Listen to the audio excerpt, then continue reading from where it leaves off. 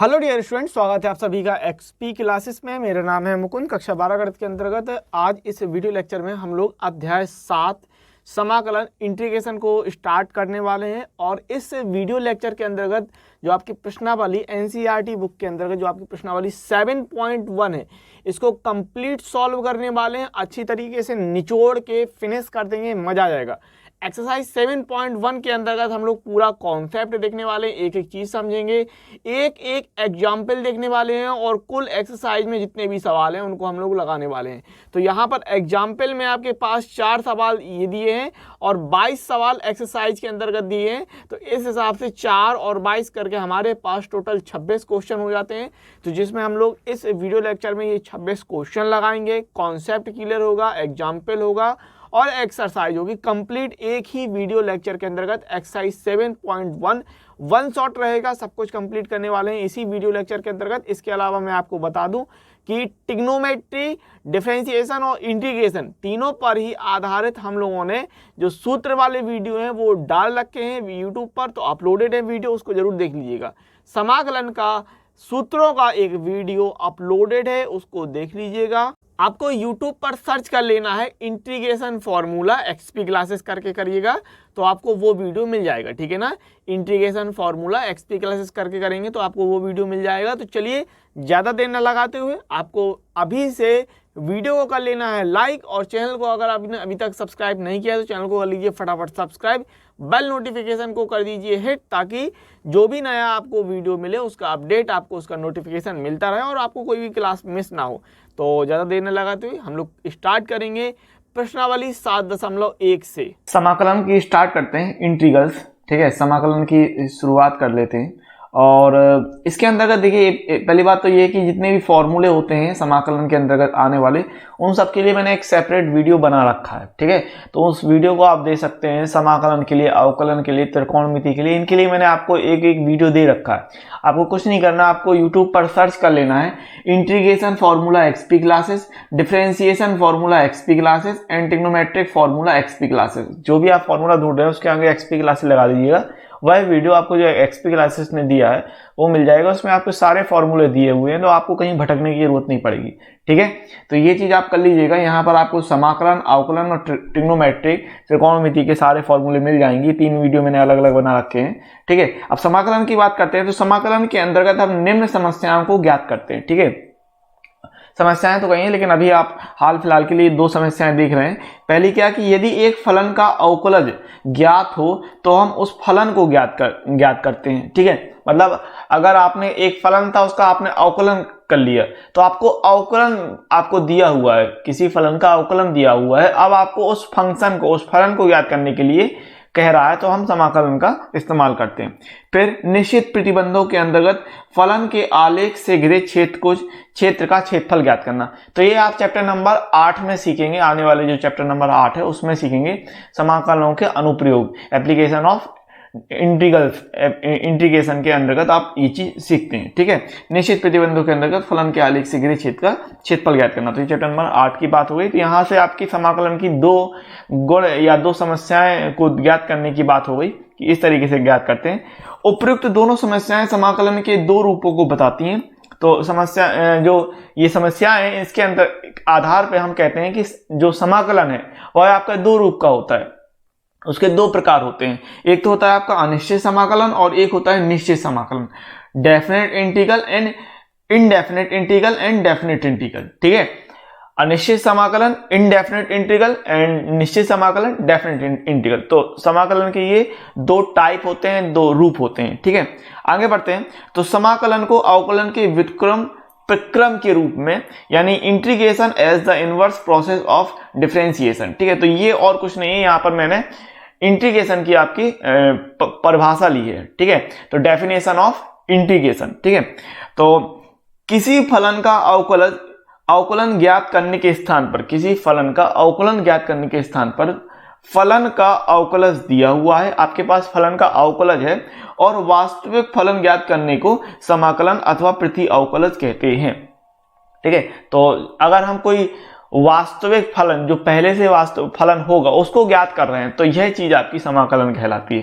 ठीक है, इसी को आप प्रति अवकलन भी कहते हैं, अर्थात अवकलन की व्युत्क्रम विधि को समाकलन कहते हैं। यही आप कह रहे हो कि अवकलन का उल्टा जो मेथड हो गया वो है आपका समाकलन। ठीक है, चिन्ह, इस ये जो चिन्ह है, ये आप चिन्ह देख रहे हैं सांप की तरह, तो यह आपका समाकलन का चिन्ह होता है। ठीक है, तो चिन्ह समाकलन का प्रतीक है, जैसे समाकलन चिन्ह अथवा साइन ऑफ इंटीग्रेशन कहते हैं। ठीक है, तो यहाँ पर आप कुछ ही समस्याओं के बारे में सीख लेते हैं, जान लेते हैं कि ये आपने पढ़ रखा है। क्या पढ़ रखा है भाई कि d/dx, अगर मैं बात करूं तो d/dx sin x, तो इसके बारे में आपने पढ़ रखा है ना, cos x होता है।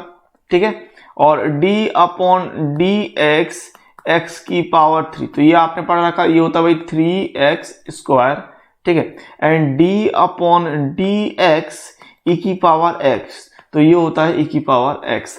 अब मान लीजिए आपके पास ये फंक्शन पहले से थे, ये वाला फंक्शन दे रखा है, ये फंक्शन दे रखा है, ये फंक्शन दे रखा है, और आपसे कह रहा है कि ये अवकलज है, किसी फंक्शन के ये अवकलज है, ये अवकलन करके प्राप्त हुआ, तो इसका जो वास्तविक फलन होगा वो ज्ञात कीजिए। तो वो कैसे निकालोगे, उसको निकालने के लिए हम समाकलन का प्रयोग करते हैं और चिन्ह इस तरीके से लगाते हैं, इस तरीके से, जैसे ये आप देख रहे हैं सांप की तरह चिन्ह बना हुआ है, इस तरीके से। ठीक है, तो integration cos x and dx ऐसे लिखते हैं।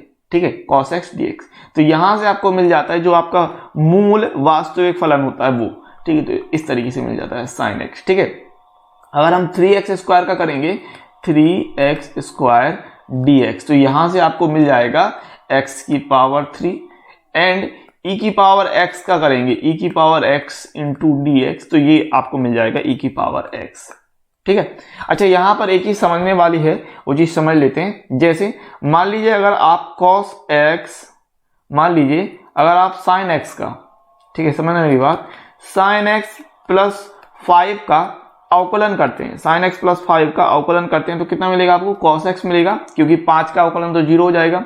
इसके अलावा sin x प्लस 11 का अगर आप अवकलन करते हैं, d/dx करते हैं, तब भी आपको cos x ही मिलेगा, क्योंकि जो 11 है वह आपका 0 हो जाएगा। ठीक है ना, अवकलन में।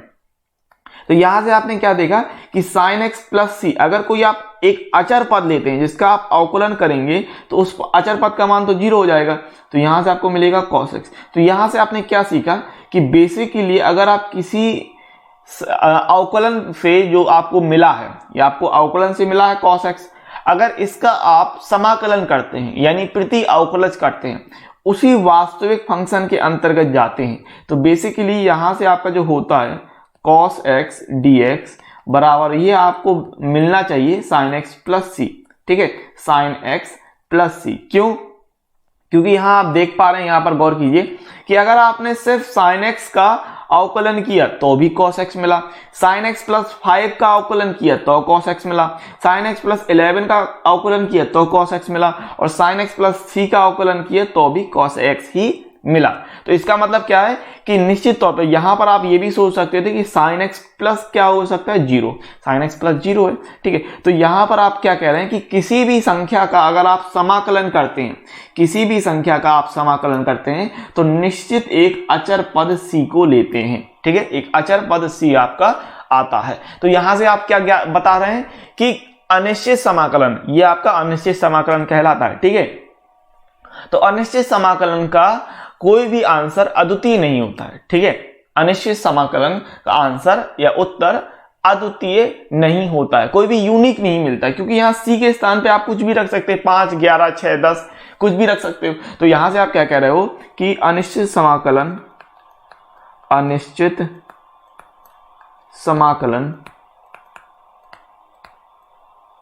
का उत्तर अद्वितीय नहीं होता है, अद्वितीय नहीं होता है, अद्वितीय नहीं होता है। ठीक है ना, तो इस तरीके से सारी चीजें थी। इसके अलावा ये मैंने परिभाषा बता दी, और जो मैंने आपसे कहा है कि ये फॉर्मूले का मैंने अलग अलग 3 वीडियो बना रखे हैं, integration formula XP classes, differentiation formula XP classes, trigonometric formula XP classes, तो उसके अंतर्गत मैंने सारी कॉन्सेप्ट और सारी चीजें आपको समझा रखी हैं। ट्रिग्नोमेट्रिक फॉर्मूला वाला जो वीडियो उसमें मैंने आपको शॉर्ट ट्रिक भी बताया कि किस तरीके से आपको फॉर्मूले याद करने हैं, तो ये सारे फॉर्मूले आपको यूट्यूब पर मिल जाएंगे, बस आपको सर्च करना है। ठीक है, तो अब आगे बढ़ते हैं। तो ये मैंने आपके लिए समाकलन के जो सूत्र हैं वो सारे सूत्र लिख दिए हैं यहाँ पर, जो अभी मेन इस्तेमाल आपके सूत्र होने। और जैसे मैंने आपसे कहा है, मैं एक बार फिर रिमाइंड करा दूं कि ये सारे फॉर्मूलों के लिए मैंने एक सेपरेट वीडियो बना रखा है।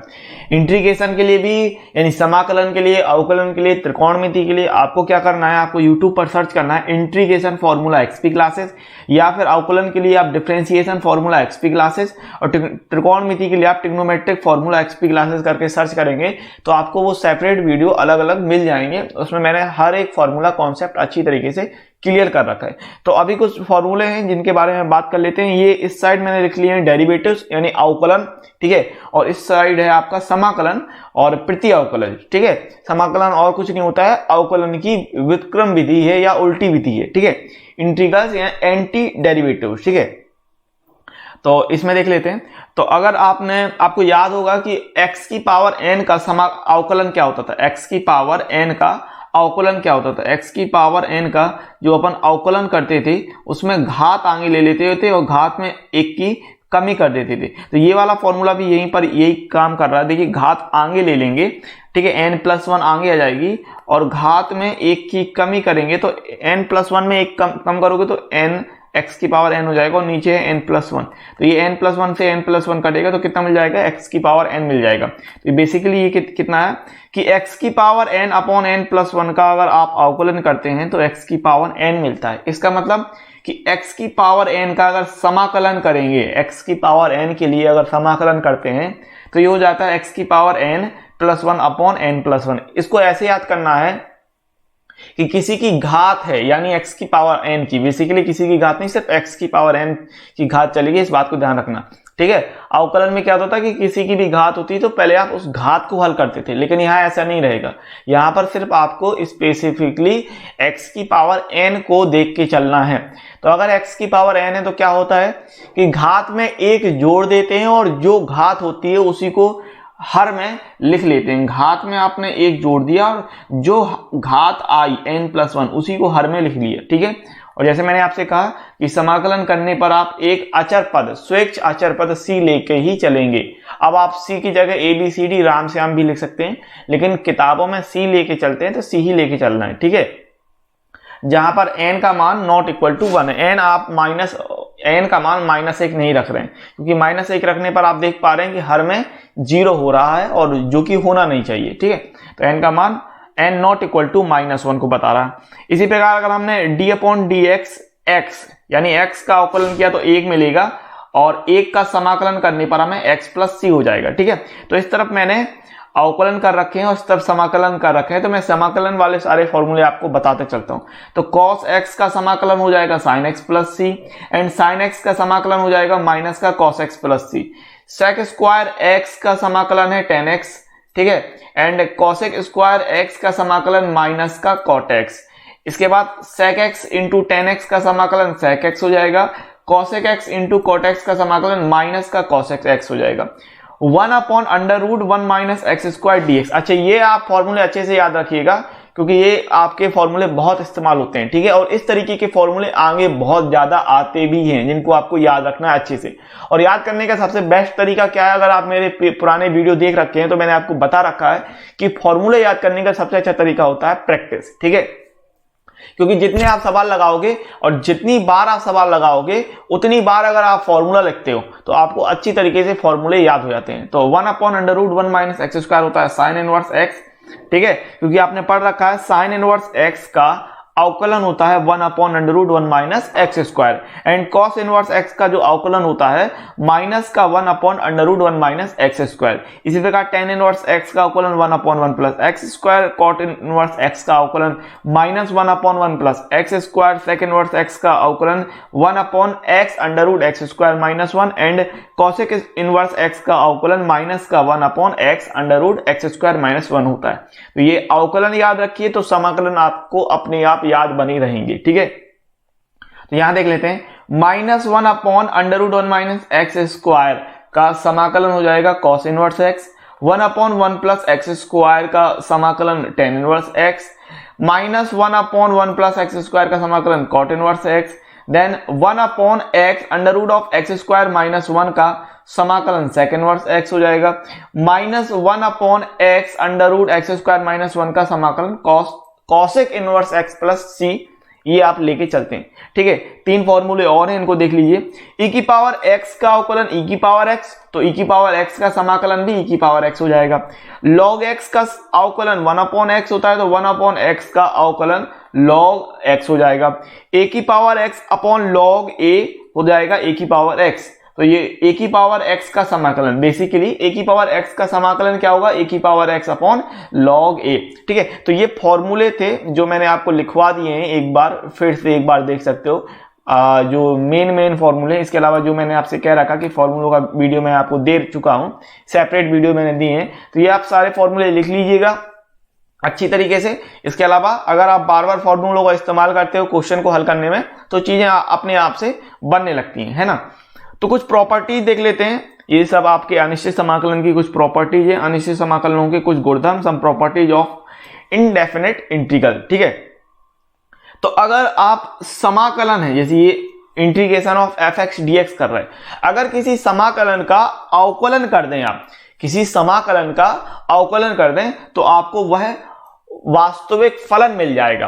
किसी समाकलन का अगर अवकलन करते हैं, मतलब समाकलन भी कर रहे हैं और उसी का अवकलन भी कर रहे हैं, तो वह आपको सिर्फ फलन, आपका जो फलन दिया था, ये एफ एक्स दिया था, यही एफ एक्स बचा रह जाएगा। ठीक है, और आपको जैसे पता है कि मान लो अगर आपने एफ एक्स का समाकलन किया और कैपिटल एफ एक्स मिल रहा है, तो आप इसको फॉर्मूले के रूप में इस प्रकार से बता रहे हैं कि F x integration of F X D x बराबर कैपिटल एफ एक्स प्लस सी। हमने मान लिया कि स्मॉल एफ एक्स का समाकलन कैपिटल एफ एक्स है, तो आप इस प्रकार से बताओगे और एक आपको अचर पद सी लेके चलना है। ठीक है, तो जहां सी एक स्वेच्छ अचर है।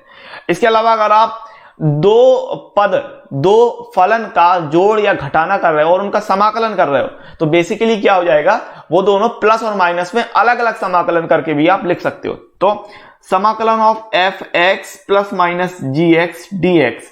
ठीक है, तो क्या कर सकते हो कि integration of F X D X plus minus integration of G X D X के रूप में ले सकते हैं। अगर कोई आपका एक अचर पद या कांस्टेंट टर्म वास्तविक संख्या k है और उस k का गुणा उस आपके फलन के साथ हुआ है, तो उस वास्तविक संख्या को आप बाहर निकाल सकते हैं। तो किसी वास्तविक संख्या k के लिए k F X D x, यानी समाकलन आप कर रहे हैं integration of k F X D X, तो इस k को आप क्या निकाल लोगे, इस k को आप बाहर भी निकाल लेंगे, इस k को आप बाहर निकाल लेंगे, तो k बाहर निकलने पर integration of F x dx हो जाएगा। ठीक है, तो ये कुछ प्रॉपर्टीज थी, फॉर्मूले थे। अब सवाल पे आते हैं, और सवाल जो मैं जिस तरीके से बताऊंगा उस तरीके से आप करते जाएंगे तो कोई दिक्कत नहीं आएगी, इस बात को समझिएगा। ठीक है, तो एनसीईआरटी बुक पेज नंबर 311 उदाहरण नंबर 1, निरीक्षण विधि का उपयोग करते हुए निम्नलिखित फलनों का प्रति अवकलज ज्ञात कीजिए। तो प्रति अवकलज क्या होता है, पहली बात समाकलन होता है।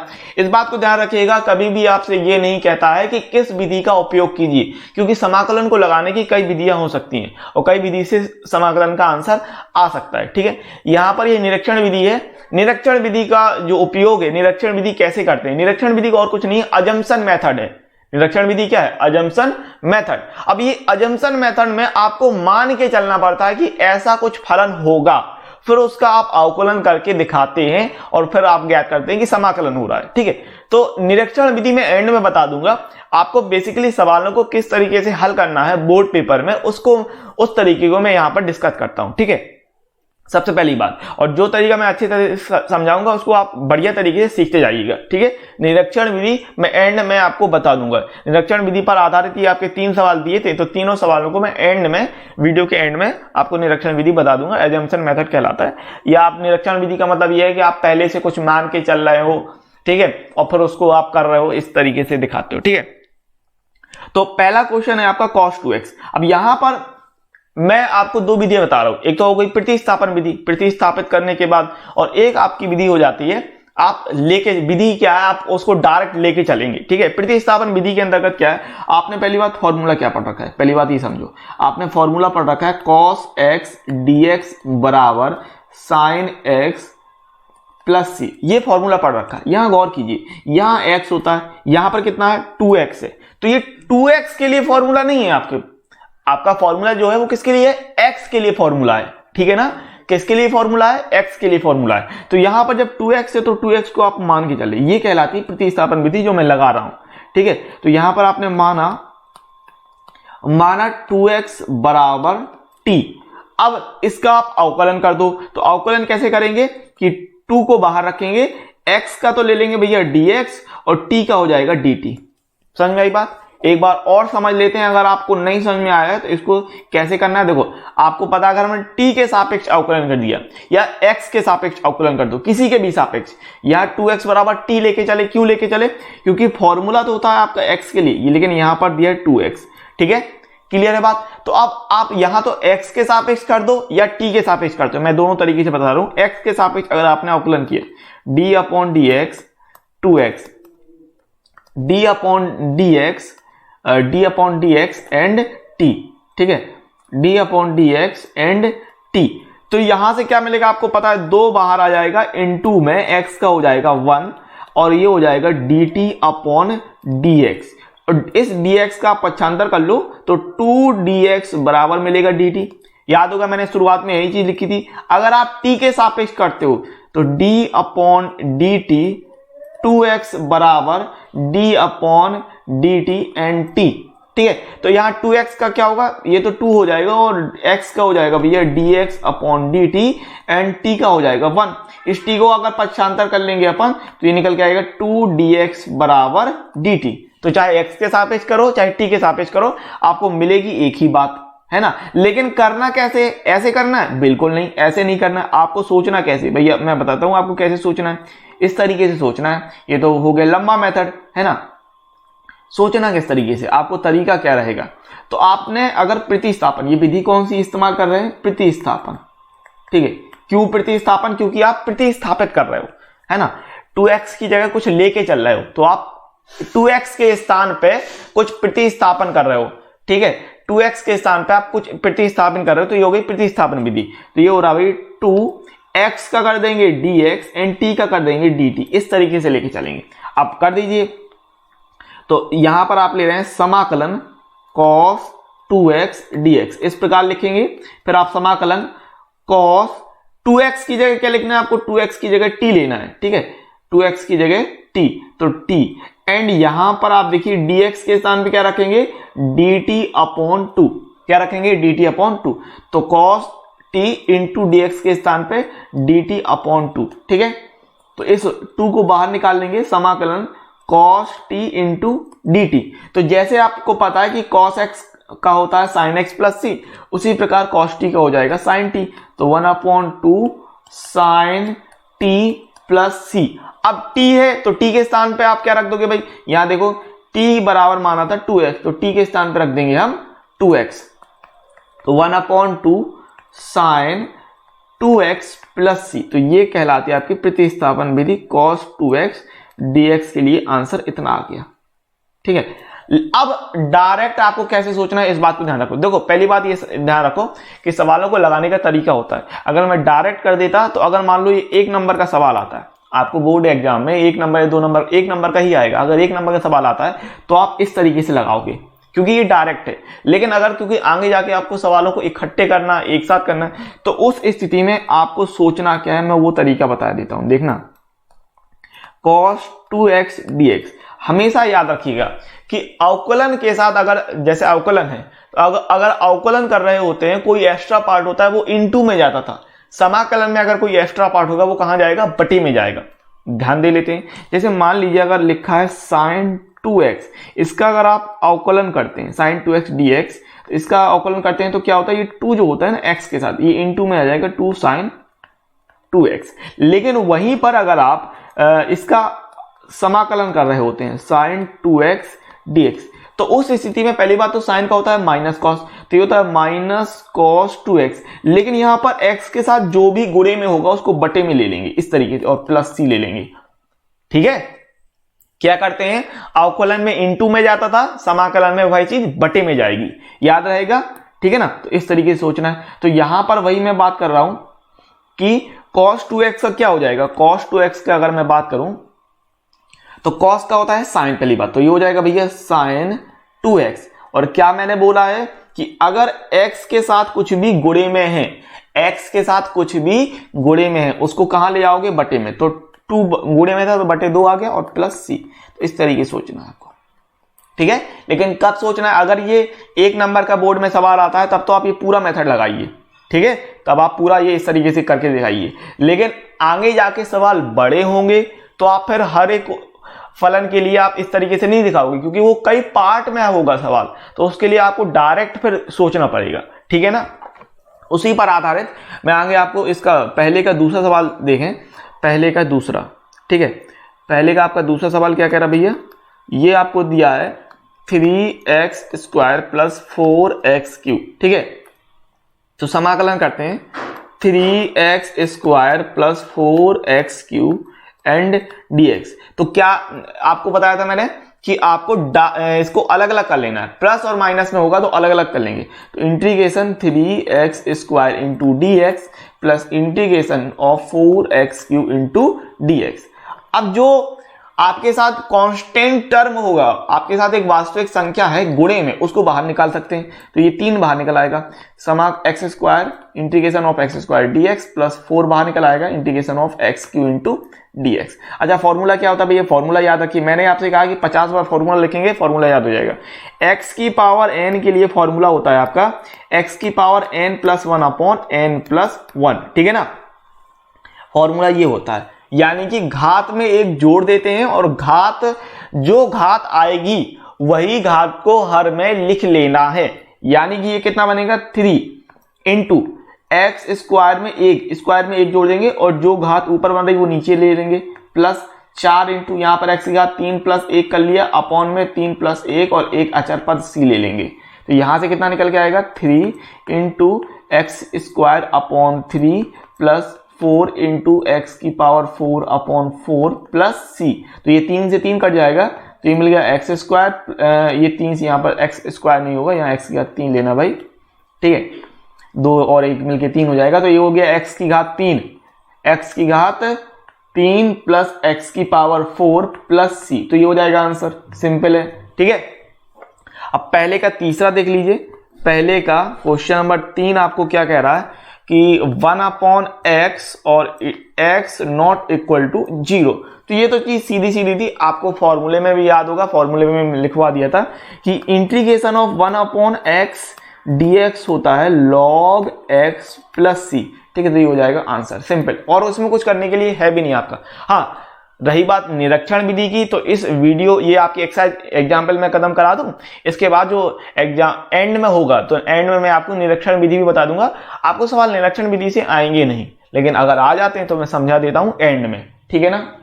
उदाहरण नंबर 2 की बात करते हैं। यहाँ पर कह रहा है कि निम्नलिखित समाकलनों को ज्ञात कीजिए। पहला सवाल देख लीजिए, ये कह रहा है integration of x³ minus 1 upon x square dx, ठीक है। तो ये आपको सवाल दिया है, तो यहाँ पर आप कर रहे हैं किस तरीके से कि एक्स स्क्वायर का भाग दे दीजिए, तो x की power 3 upon x square minus 1 upon x square and dx, ठीक है, इस तरीके से। तो समाकलन कितना होगा, ये बचा एक्स स्क्वायर से कटेगा तो x बचेगा, माइनस ये हो गया x की पावर -2 एंड dx। अब या तो आप इसको अलग अलग कर लीजिए, x को अलग एंड x के और -2 को अलग कर लेंगे, या फिर आप इसको डायरेक्ट भी ऐसे कर सकते हैं कि यहाँ पर घात है 1 और आपको पता है घात के लिए क्या करते हैं, घात में 1 जोड़ देते हैं और जो आपकी घात बनी उसी को हर में ले लेंगे, माइनस x की पावर -2 प्लस 1 अपॉन -2 प्लस 1 और एक अचर पद c, ठीक है। ये हो जाएगा x square upon 2 and minus का x की पावर -1 अपॉन -1 प्लस c। तो हमको मिल जाएगा यहाँ पर भाई x square upon 2 minus minus plus x की पावर -1 करना है 1 अपॉन x प्लस c। तो ये हो गया आंसर, ठीक है। दूसरा क्वेश्चन देख लेते हैं भाई, दूसरे का दूसरा आपको क्या कह रहा है कि इंटीग्रेशन ऑफ x की पावर 2 अपॉन 3, x की पावर 2 अपॉन 3 प्लस 1, ठीक है, इनटू में dx। तो यहां से आपको क्या मिल जाएगा, x की पावर 2 अपॉन 3 के लिए क्या कर देंगे, घात है तो घात में 1 जोड़ना है, तो 2 upon 3 plus 1 upon 2 upon 3 plus 1। और आपको पता है 1 का क्या होता है, 1 का हो जाएगा x प्लस c। तो यहां से कितना निकल के आएगा, x की पावर 2 और 3 5, तो 5/3 प्लस x प्लस c। इस 5/3 को आप लिख सकते हैं 3/5 x की power 5/3 plus x plus c। तो ये हो गया आंसर। सिंपल सवाल है, इस तरीके से लगाना है। घात वाले सवाल तो आपके इसी तरीके से जा रहे हैं, कोई दिक्कत नहीं है। ठीक है, तीसरा सवाल देख लीजिए। दूसरे का तीसरा आपको कह रहा इंटीग्रेशन ऑफ x की पावर 2/3 प्लस 2e की पावर x माइनस का 1/x, ठीक है, एंड dx। तो कैसे करेंगे? देखो, चाहो तो इसको अलग अलग कर लो, मतलब कहने का मतलब x की पावर 2/3 इंटीग्रेशन dx, फिर प्लस 2 बाहर निकाल लो e की पावर x dx, माइनस बाहर निकालेंगे 1/x dx। ऐसे भी कर सकते हैं। चाहो तो आप ये लाइन लिखो और चाहे तो आप डायरेक्ट इस पर भी आ सकते हैं। कैसे कि घात है तो घात में आपको एक जोड़ना है, 2/3 प्लस 1 अपॉन में 2/3 प्लस 1 प्लस 2 e की पावर x का e की पावर x होता है माइनस 1/x का log x होता है प्लस c। ऐसे भी कर सकते हो, मतलब जरूरी नहीं है कि आप ये वाली लाइन लिखेंगे, है ना। आप डायरेक्ट इस वाली लाइन से आएंगे और ये भी हल कर सकते हैं, कोई भी समस्या नहीं। तो यहां से आपको मिल जाएगा x की पावर 5/3 अपॉन 5/3 प्लस 2 e की पावर x माइनस का log x प्लस c। तो ये कितना मिल जाएगा?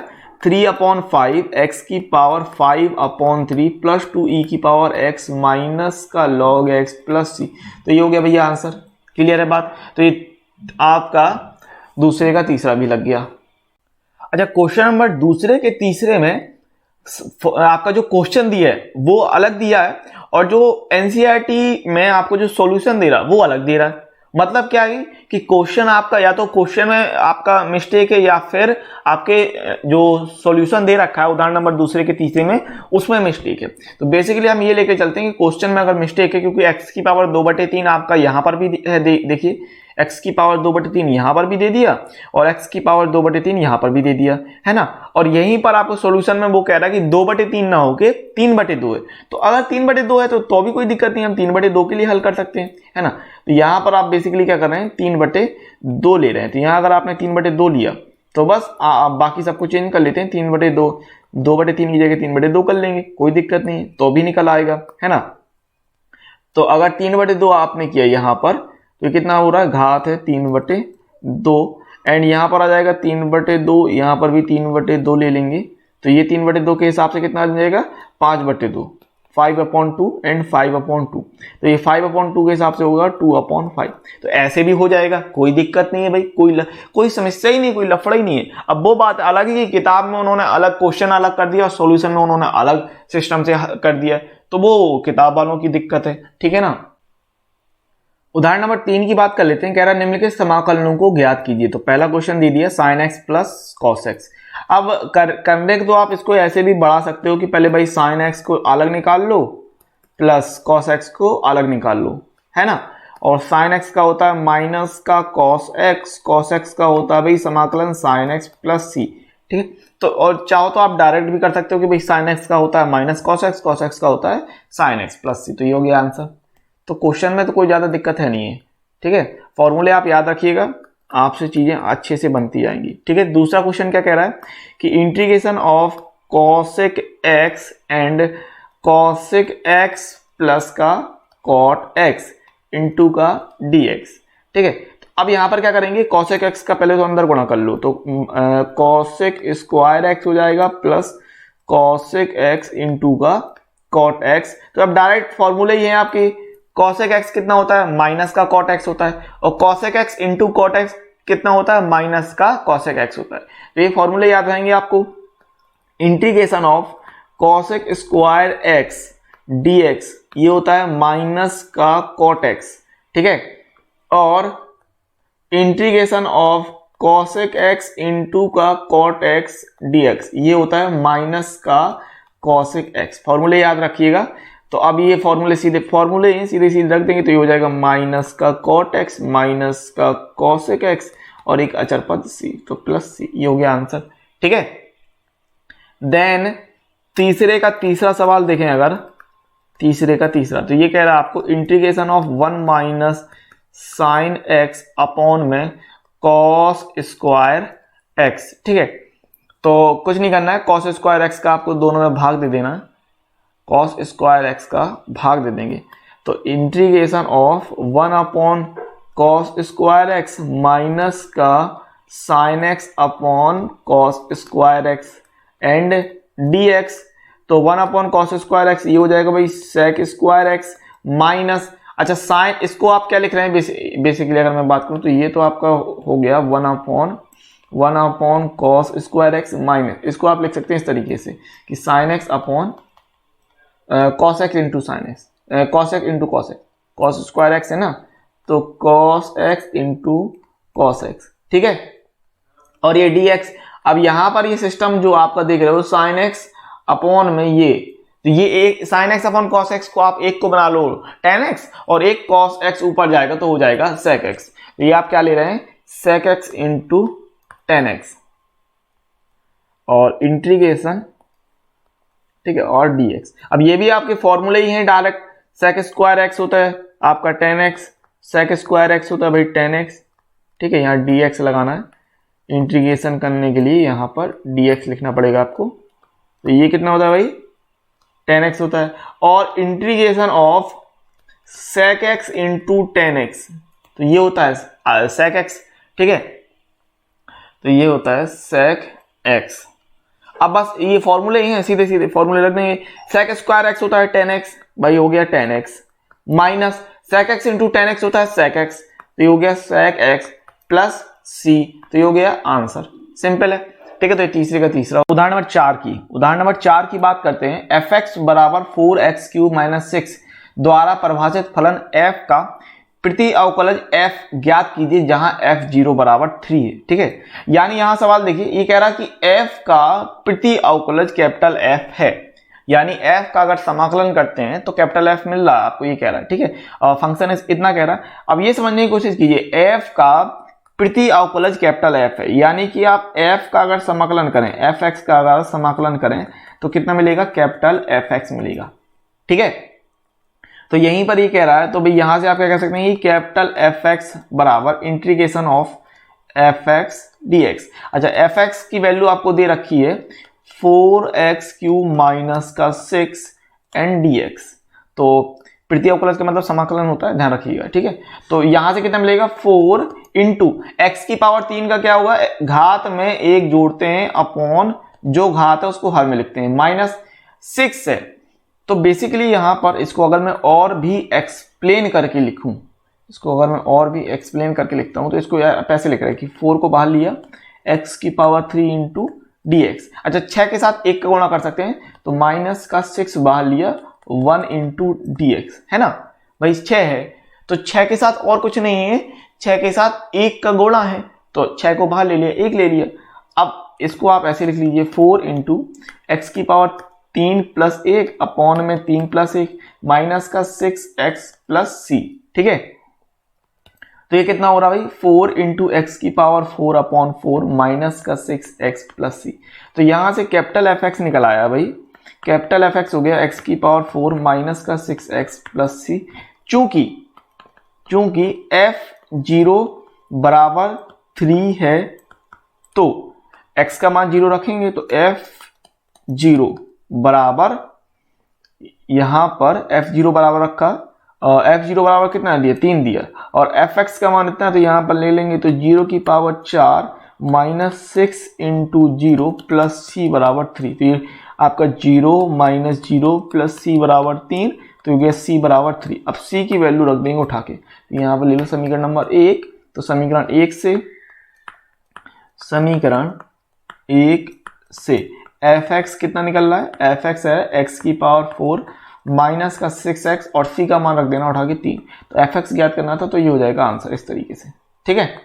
तो ये हो गया भाई x की पावर 4 माइनस का 6x प्लस c था, तो c की जगह 3 रख दिया, तो इस तरीके से करना था। उदाहरण नंबर 4 देख लीजिए, है ना। हाँ ये ध्यान दीजिए, f का प्रति अवकलज, यानी प्रति अवकलज का मतलब f का समाकलन कैपिटल F कह रहा है, तो इस तरीके से सवाल लगना था कुछ। अवकलन एवं समाकलन की तुलना, यहाँ पर मैंने आपको जो किताब में दिया अवकलन एवं समाकलन की, उसी पर थोड़ा सा चर्चा कर ली है कि कंपैरिजन। अच्छा, इस चीज के एंड में मैं आपको निरीक्षण विधि भी समझा दूंगा, ध्यान रखना इस बात को, ठीक है। तो पूरा देखना वीडियो को। अवकलन एवं समाकलन की तुलना यानी comparison between differentiation and integration. तो कुछ पॉइंट मैंने इस प्रकार से ले लिए कि सभी फलन अवकलनीय नहीं होते हैं और उसी प्रकार सभी फलन समाकलनीय भी नहीं होते हैं, ठीक है। सेकेंड पॉइंट, यदि किसी फलन के अवकलज का अस्तित्व अगर उसका अवकलन हो रहा है तो वह अद्वितीय होता है, परंतु किसी फलन का समाकलन अद्वितीय नहीं होता है। ये बात मैंने ऊपर भी बता दी थी आपको, ठीक है। तीसरा पॉइंट कि यदि किसी बहुपद फलन p का अवकलन किया जाता है तो परिणाम स्वरूप एक ऐसा बहुपद मिलता है जिसकी घात बहुपद p की घात से एक कम होती है। ये आपको फॉर्मूले में पता है कि अगर आप x की पावर n का अवकलन करते हैं तो आपको n x की पावर n-1 मिलता है, यानी घात में एक की कमी हो जाती है। उसी प्रकार जब किसी बहुपद फलन p का समाकलन किया जाता है तो परिणाम स्वरूप एक ऐसा बहुपद प्राप्त होता है जिसकी घात बहुपद p की घात से एक अधिक होती है। समाकलन में क्या होता है कि समाकलन अगर हम कर रहे हैं x की पावर n का समाकलन कर रहे हैं तो घात में एक ऐड हो जाता है, यानी x की power n+1 upon n+1 plus c हो जाता है। तो यहां पर इसी बात की चर्चा की है कि अवकलन में जो घात हो उसमें घात में एक की कमी कर देते हैं, जबकि समाकलन में घात में एक ऐड कर देते हैं, एक जुड़ जाता है। यही बात कर रहे थे यहाँ पर। आगे देखते हैं कि अवकलज की चर्चा एक बिंदु पर की जाती है और समाकलन की चर्चा अंतराल पर की जाती है, ठीक है। अवकलन की आपने देखा था कि आपने चैप्टर नंबर जो 6 था वहां पर अवकलन के लिए आपने स्पर्शरेखाएं और अभिलंब जो सब निकालते थे वो अवकलन के लिए किस पर निकालते थे, एक बिंदु पर निकालते थे, ए बी पर। जबकि समाकलन में हम अंतराल पर निकालेंगे, वो होता है आपका निश्चित समाकलन के अंतर्गत, ठीक है। निश्चित समाकलन के अंतर्गत एक अंतराल पर चर्चा की जाती है, जबकि अवकलन में एक बिंदु पर चर्चा की जाती है, ठीक है। आगे बात करें तो अवकलज और समाकलन दोनों में सीमा का भाव समाहित होता है। दोनों में ही लिमिट का आपको कहीं ना कहीं एक उसमें भाव बना रहता है, ठीक है। अवकलन और समाकलन दोनों में। छठवां पॉइंट है कि अवकलन और समाकलन के विक्रम परस्पर व्युत्क्रम होते हैं। भाई जो समाकलन है वो अवकलन का उल्टी विधि है, समाकलन अवकलन की उल्टी विधि है। तो अवकलन एवं समाकलन के प्रक्रम यानी मेथड यानी अप्रोच परस्पर व्युत्क्रम यानी इनवर्स होते हैं, ठीक है। आगे देखिए कि कुछ भौतिक मात्राएं ज्ञात करने में अवकलन और समाकलन का उपयोग होता है, जैसे कि आपने चैप्टर नंबर 6 में पढ़ा था और चैप्टर नंबर 8 में पढ़ेंगे। तो जैसे किसी कण द्वारा किसी समय t में तय की गई दूरी आपको पता है, तो दिए समय बाद वेग ज्ञात करने में अवकलज सहायक होता है। ठीक उसी प्रकार किसी समय t पर यदि वेग आपको वेग पता है तो दिए समय में तय की गई दूरी ज्ञात करने के लिए समाकलन का उपयोग किया जाता है, ठीक है। लास्ट पॉइंट कि एक समाकलन के अवकलज का ज्यामितीय अर्थ भी होता है, जैसे कि दिए हुए वक्र के दिए बिंदु पर स्पर्श रेखा की प्रवणता उस बिंदु पर फलन के अवकलज के मान के बराबर होती है। तो ये आपने पढ़ रखा है चैप्टर नंबर 6 में कि स्पर्श रेखा की जो प्रवणता होती है उस एक पर्टिकुलर पॉइंट पर, अगर बिंदु ए बी है तो ए बी पर फलन का अगर आप डिफरेंशिएशन यानी अवकलन कर देते हैं तो उस स्पर्श रेखा की प्रवणता के बराबर होता है। यानी स्पर्श रेखा की प्रवणता बराबर क्या होता है, dy/dx point of A B, ठीक है। इसी प्रकार दिए हुए फलन का अनिश्चित समाकलन एक दूसरे के समांतर स्थित वक्रों के परिवार को निरूपित करता है, जिसमें समाकलन के चर को निरूपित करने वाले अक्ष के अनुलंब रेखा के सभी वक्रों के प्रतिच्छेदन बिंदुओं पर स्पर्श रेखाएं समांतर होती हैं। तो ये कुछ इस प्रकार से इन समाकलन और अवकलन के बीच में कंपैरिजन था, जो मैंने 8 पॉइंट में इस प्रकार से समझा दिया है। अब बात कर लेते हैं निरीक्षण विधि की, ठीक है। उदाहरण नंबर 1, निरीक्षण विधि का उपयोग करते हुए निम्नलिखित फलनों का प्रति अवकलज ज्ञात कीजिए। तो प्रति अवकलज और कुछ नहीं है, समाकलन होता है, पहली बात। दूसरी बात, आपको समाकलन किसी एक विधि से हल करने के लिए नहीं आएगा, आपको कहेगा कि समाकलन ज्ञात करो, तो बस इतना आपको करना है, ठीक है। निरीक्षण विधि से अगर आ जाता है तब की बात है, लेकिन आएगा नहीं, जहां तक मुझे एक आइडिया है, एक अनुभव है। और आप अनसॉल्व भी उठा के देख सकते हैं कि निरीक्षण विधि का शायद ही कहीं पर उसमें जिक्र किया गया होगा, लेकिन हम बात कर लेते हैं, आपको समझा देते करना क्या। देखो cos 2x है तो आपके दिमाग में इसका समाकलन पहले से चलना चाहिए। तो cos 2x का जो समाकलन होता है वो होता है आपका sin 2x upon 2 plus c, ठीक है। तो आप इस sin 2x को पकड़ेंगे। निरीक्षण विधि में और कुछ नहीं है, आपको एक फलन लेके चलना होगा जिसका आप अगर अवकलन करें, सुनना मेरी बात, निरीक्षण विधि में क्या है कि आपको एक फलन लेके चलना होगा जिसका अवकलन करने पर वह फलन मिल जाए, पर उसका उल्टा कर देंगे तो वो कहलाएगा प्रति अवकलज। तो इस तरीके से करना है। तो बेसिकली आपको पहले से उसका समाकलन तो पता होना ही चाहिए, है ना, इसी का तो मतलब है। तो यहां पर आपने माना यहां पर कि इस तरीके से ले लिया d upon D X sine 2x, d upon D X sine 2x। अगर साइन 2x का करेंगे तो कितना मिलेगा, 2 cos 2x मिलेगा। अब आपको cos 2x चाहिए ना, तो 2 का भाग कर देंगे तो हो जाएगा 1/2 and d upon D X sine 2x बराबर cos 2x। क्या किया मैंने, ये जो 2 था इस 2 का पक्षांतर कर दिया, गोले में था तो भाग में चला जाएगा। 1/2 को आप अंदर ले सकते हैं, तो d अपॉन डी एक्स इसको ले रहे हैं इस तरीके से sign 2x upon 2 and cos 2x। अब आपको क्या कर देना है प्रति अवकलज के लिए, इस d अपॉन डी एक्स का अगर आपने पक्षांतर किया, d अपॉन डी एक्स को अगर आप उस तरफ ले गए तो d अपॉन डी एक्स का पक्षांतर करने पर वो हो जाएगा समाकलन। यानी ये आप कर देंगे समाकलन ऑफ cos 2x dx, ठीक है, cos 2x dx बराबर sin 2x अपॉन 2। तो ये कहलाती है आपकी निरीक्षण विधि। मतलब आपको उसमें क्या है कि पहले से आपने एक अनुमान लगा के चले कि एक आपके पास फलन है जिसका आपका जो अवकलन हो रहा है वो इस तरीके से मिल रहा है, फिर उसको आपने उस विधि को आपने उल्टा करते गए और आपको वह फंक्शन मिल गया। तो इस तरीके से करना था। तो integration of cos 2x dx बराबर sin 2x अपॉन 2, ये इस तरीके से कहलाएंगे। तो यहां पर आप कह रहे हैं कि इसलिए cos 2x का प्रति अवकलज cos 2x का प्रति अवकलज sin 2x अपॉन 2 है। ये इस तरीके से बात हो रही भाई, ठीक है। सेकंड पॉइंट, उदाहरण नंबर 1 का क्वेश्चन नंबर 2 देख लेते हैं। ये आपको कह रहा था 3x square plus 4x cube. यहां पर भी वही बात मैं कर रहा हूं आपसे कि आपको पहले से इसका समाकलन ध्यान होना चाहिए, तब आप निरीक्षण विधि को अप्लाई कर पाओगे। कैसे कि 3 है, एक्स स्क्वायर का होता है भाई x की पावर 3 अपॉन 3 प्लस 4 बाहर x की पावर 3 का होता है x की पावर 4 अपॉन 4। तो ये निकल के कितना आता है x की पावर 3 प्लस x की पावर 4। तो आप इसको पकड़ोगे आप, ठीक है, x की पावर 3 प्लस x की पावर 4 को पकड़ोगे। देख लेते हैं, यहां पर आप ले रहे हैं कि d upon D x x की पावर 3 प्लस x की पावर 4। तो बराबर में आपको यहां से कितना मिल जाएगा, अगर मैं बात करूं तो ये हो जाएगा कितना, घात आगे जाती है, घात में 1 की कमी कर देते, तो ये हो जाएगा 3x स्क्वायर प्लस 4 आगे आएगा तो 4x की पावर 3। अब क्या कुछ नहीं, d अपॉन डी एक्स का आप पक्षांतर कर दोगे तो ये यहां से कितना हो जाएगा x की पावर 3 प्लस x की पावर 4 बराबर integration of 3x square plus 4x की पावर 3 और dx। तो यहां से आपने ये दिखा दिया कि integration of 3x square plus 4x cube dx बराबर कितना भाई x की पावर 3 प्लस x की पावर 4। तो यहां से आप कह रहे हैं कि इसलिए 3x स्क्वायर प्लस 4x की पावर 3 का प्रति अवकलज x की पावर 3 प्लस x की पावर 4 है। तो इस तरीके से आपने दिखा दिया, ठीक है ना, सिंपल। अब उदाहरण नंबर 1 का क्वेश्चन नंबर 3 देखते हैं। क्वेश्चन नंबर 3 था 1/x where x not equal to 0।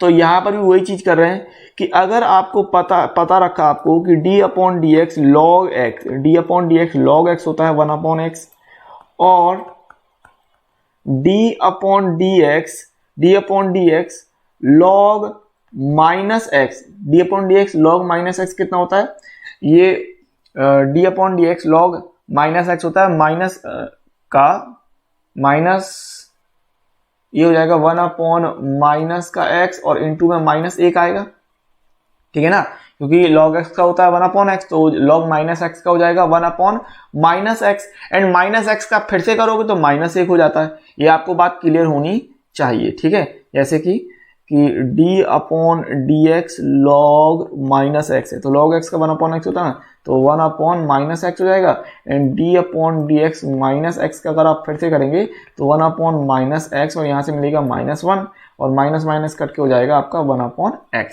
ठीक है। तो यही चीज़ मैं आपको बता रहा था।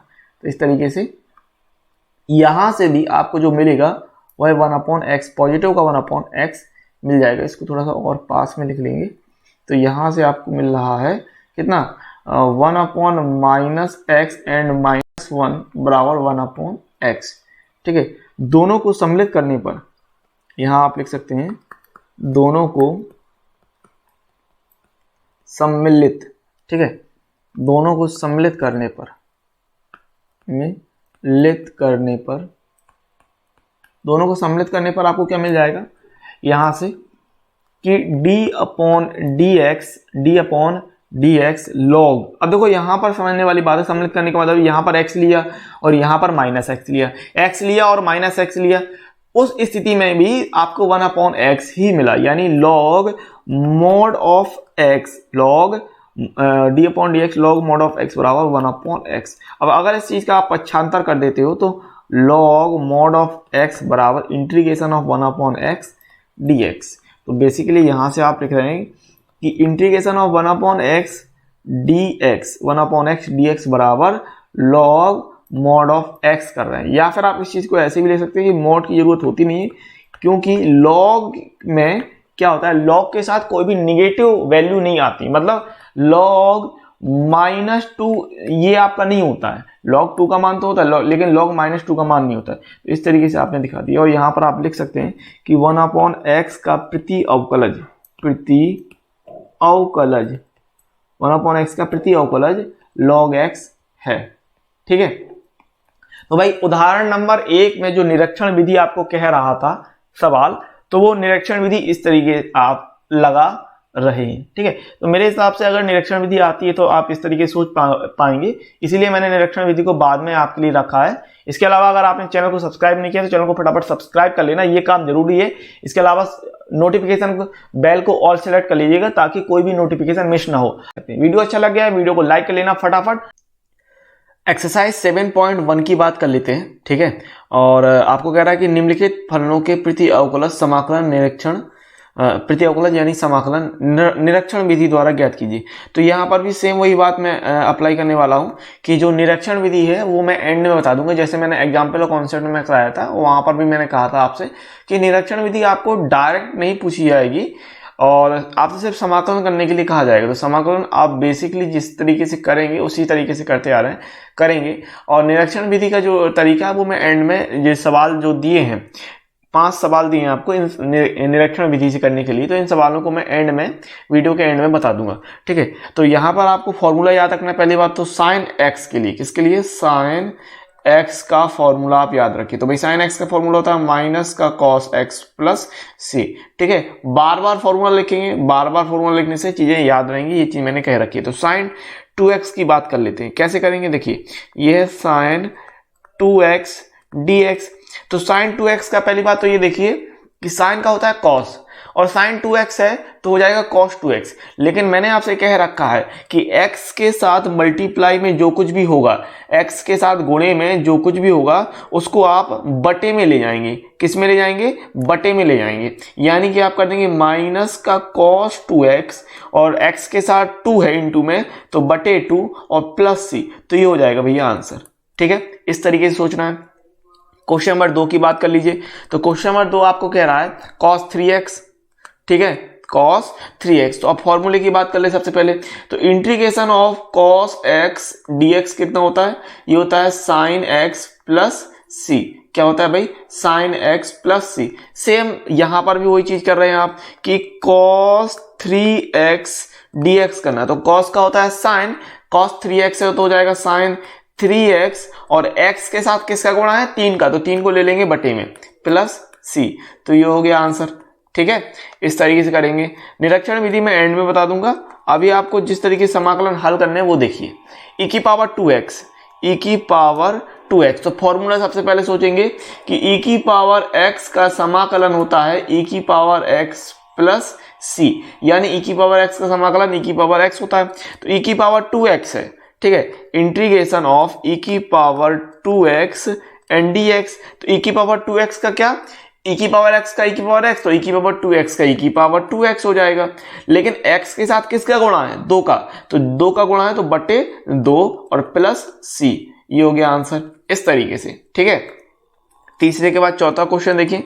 चौथा आपको सवाल दे रहा है ax प्लस b की पावर ax प्लस b की पावर 2। ठीक है, ax प्लस b की पावर 2। तो अब यहाँ पर फॉर्मूला किसका लगेगा? पहली बात तो यहाँ पर इंटीग्रेशन ऑफ x की पावर n वाला फॉर्मूला आप लगा रहे हैं, ठीक है, x की पावर n dx। तो ये फॉर्मूला क्या होता है? n में एक घात जोड़ देते हैं और जो घात होती है उसी को हर में लिख लेते हैं और प्लस c। तो ये होता है भैया फॉर्मूला, इसको आपको याद रखना है एवरी टाइम, ठीक है। हर बार फॉर्मूला लिखिए, इससे आपको फॉर्मूले याद हो जाएंगे। तो ax प्लस b की पावर 2 और dx, तो क्या करते हैं, घात जो है उसमें एक जोड़ना, ax प्लस b की पावर 2 प्लस 1 और अपॉन में जाएगा 2 प्लस 1, ठीक है। और x के साथ जिस चीज का गुणा है उसे बटे में ले लेना। तो x के साथ किसका गुणा है? x के साथ देख रहे हो आप a का गुणा है ना।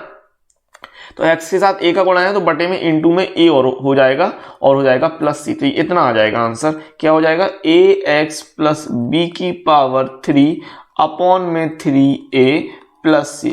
ये हो जाएगा भैया आंसर, सिंपल, ठीक है। कोई दिक्कत है?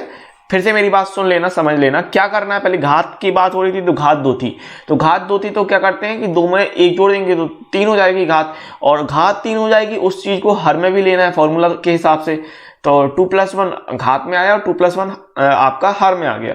और x के साथ जिस चीज का गुणा होगा उसको आप बटे में ले जाएंगे। तो x के साथ a का गुणा है तो उसको आप बटे में ले गए नीचे, तो 3a आ जाएगा आंसर। तो ये हो गया चौथा सवाल। एंड 5वां नंबर देख लेते हैं, क्वेश्चन नंबर 5, ठीक है। तो क्वेश्चन नंबर 5 क्या है कि साइन 2x माइनस 4e की power 3x, sign 2x 4e की पावर माइनस 4e की पावर 3x। तो यहाँ पर वही बात, पहले साइन का फॉर्मूला आपको याद होना चाहिए। तो integration of sine x dx क्या होता है, माइनस का cos x plus c, and integration of e की पावर x dx होता है e की पावर x प्लस c। ये दो फॉर्मूले आप यहाँ पर लगा रहे हैं, ठीक है ना, ये दो फॉर्मूले लगा रहे हैं। तो यहाँ पर ले लीजिए integration of sine 2x minus 4e की पावर 3x एंड dx।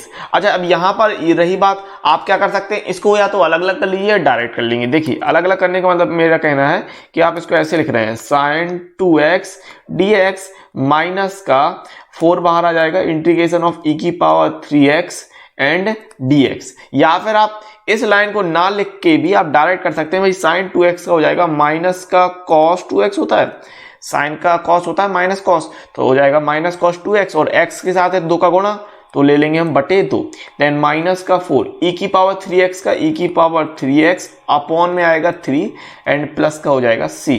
तो ये हो जाएगा माइनस का 1/2 cos 2x माइनस का 4/3 e की पावर 3x प्लस c। तो इस तरीके से ये हो जाएगा आंसर, सिंपली। अच्छा, रही बात निरीक्षण विधि करने की, तो मैं यहीं पर निरीक्षण विधि ही बता देता हूं अभी तुरंत, वीडियो के एंड में ना जाते हुए अभी आप देख लीजिए निरीक्षण विधि के लिए क्या करना है। तो पहला क्वेश्चन क्या था, पहला क्वेश्चन था साइन 2x, ठीक है।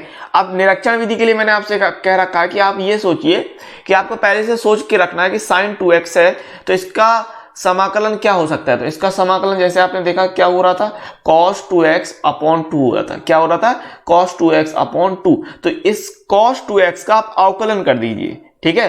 क्या कर देंगे, cos 2x का अवकलन, तो d upon dx cos 2x। अब d upon dx cos 2x का अगर आपने अवकलन किया, ठीक है, तो cos 2x का अवकलन करने पर ये हो जाएगा आपका कितना, माइनस का साइन 2x अपॉन 2, ठीक है।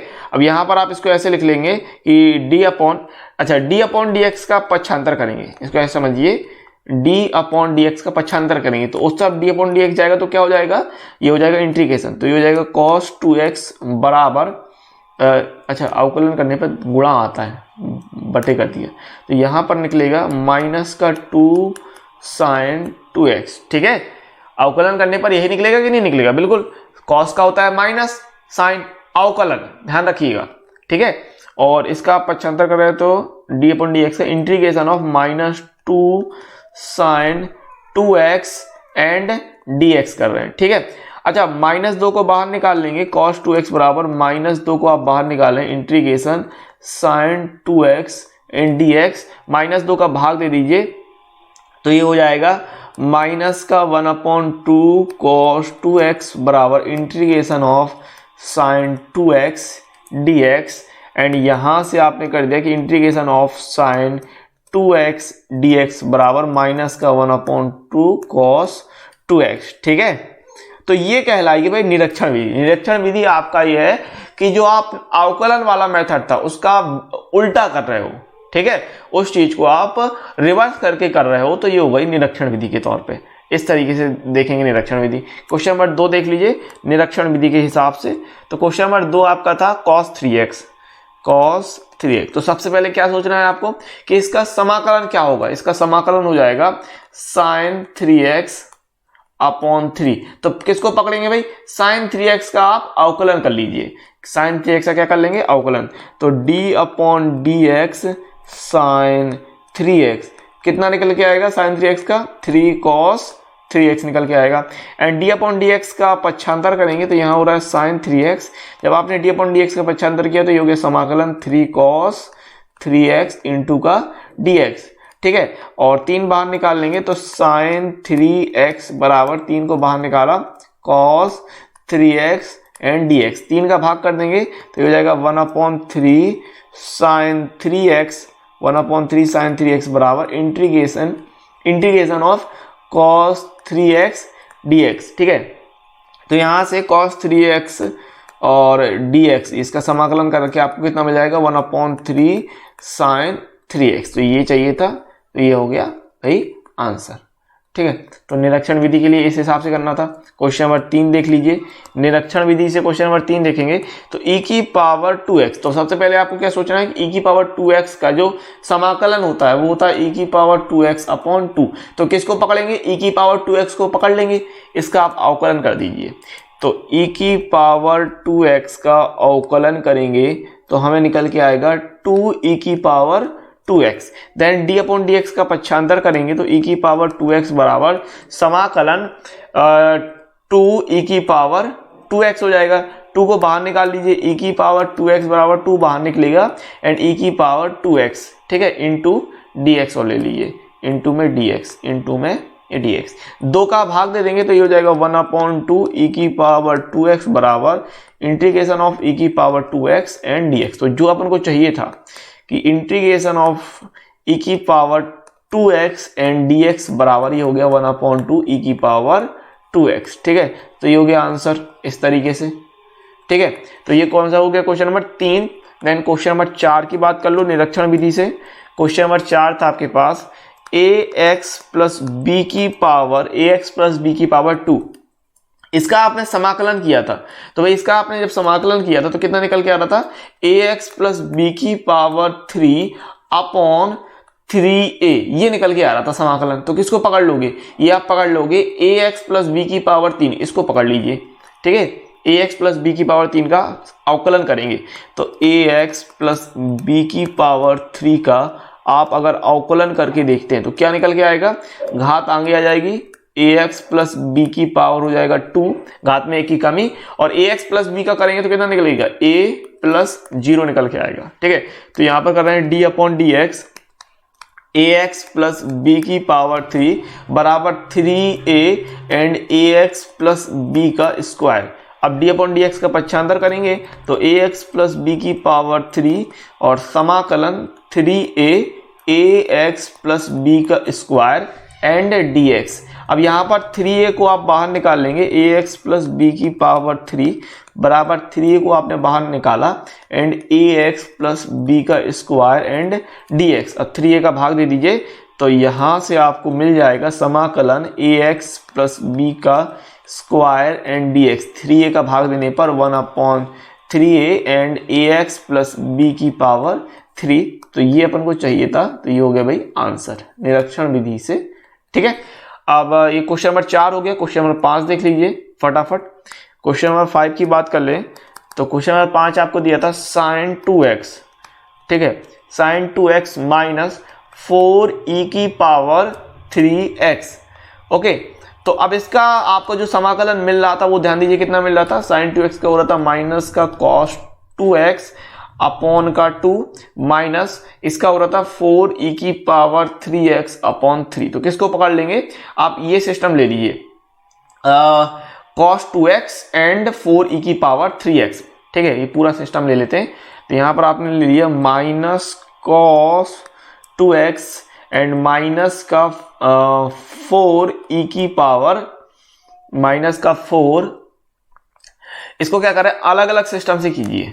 ठीक है, इसको अलग अलग सिस्टम करके कीजिए, यानी कि इसके लिए sin 2x के लिए अलग किया cos 2x के हिसाब से, तो d upon dx cos 2x, d upon dx cos 2x का कितना होगा, ये हो जाएगा माइनस का 2 sin 2x and cos 2x बराबर माइनस 2 बाहर निकालेंगे, integration sin 2x and dx। भाई d अपॉन dx का पक्षांतर किया ना अपन, तो यहां से आप कह रहे हैं कि integration of sin 2x dx बराबर हो रहा माइनस का 1 अपॉन 2 cos 2x।